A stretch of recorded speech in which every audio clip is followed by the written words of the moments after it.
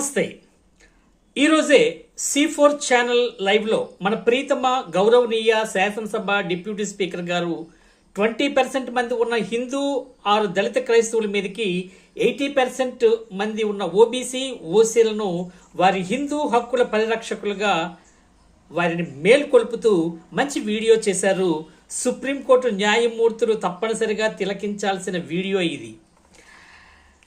ఆ వీడియో చూశాక విన్నాక నాలో కూడా మనది మత రాజ్యాంగమా లేదా లౌకిక రాజ్యాంగమా అని అనుమానం వచ్చింది.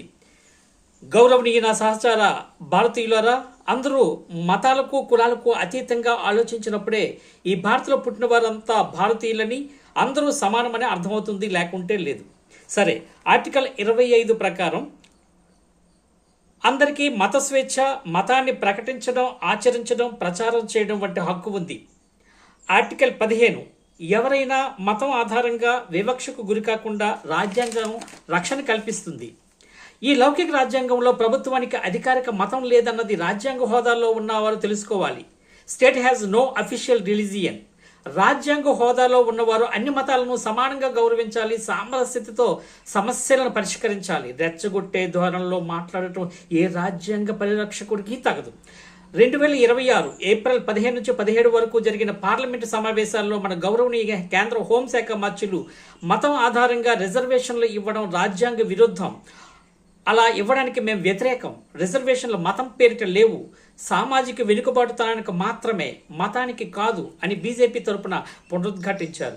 మీరు కూడా కుటుంబ భాగస్వాములై ఉండి మీరు ఇలా మాట్లాడితే కంచె చేసినట్లుగా అనిపించట్లేదా? దళితులు క్రీస్తును నమ్మితే మనసు మార్పు తప్ప వారికి ఏమొస్తుంది? హిందువులకి ఏం పోతుంది? భారతదేశానికి వచ్చే భయం ఏమిటో ఎప్పటికీ నాకు అర్థం కాదు.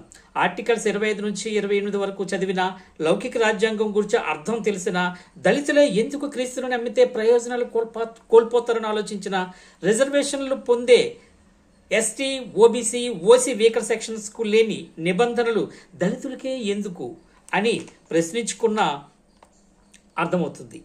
అమిత్ షా గారి పార్లమెంటు ప్రసంగం, రాజ్యాంగంలోని ఆర్టికల్స్ 25 నుంచి 28 వరకు చదివిన, లౌకిక రాజ్యాంగం అనే దాని ముందు ఈ 1950 ప్రెసిడెన్షియల్ ఆర్డర్ అన్యాయం, అధర్మం అని ఎలాంటి పౌరుడైనా చెప్పగలడు.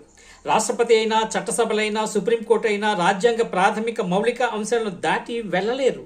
దయచేసి 76 ఏళ్ల నాటి క్రితం నాటి ప్రెసిడెన్షియల్ ఆర్డర్ను రాష్ట్రపతి గారి ద్వారా కానీ, పార్లమెంటు ద్వారా కానీ మత అంశాన్ని రద్దు చేయుట లేదా సవరణ చేయుట నేటి పరిస్థితుల దృష్ట్యా, సామాజిక అంశాల దృష్ట్యా న్యాయం, ధర్మం అవసరం. లేకుంటే మతోన్మాదులకు ఇది ఒక ఆయుధం అవుతుంది. మత రహిత రాజ్యంలో సమన్యాయం ఉంటుంది.